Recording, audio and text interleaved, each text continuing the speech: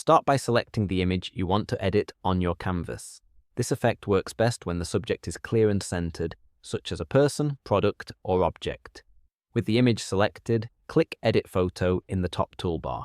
From the available options, scroll to the FX Effects section and choose Autofocus.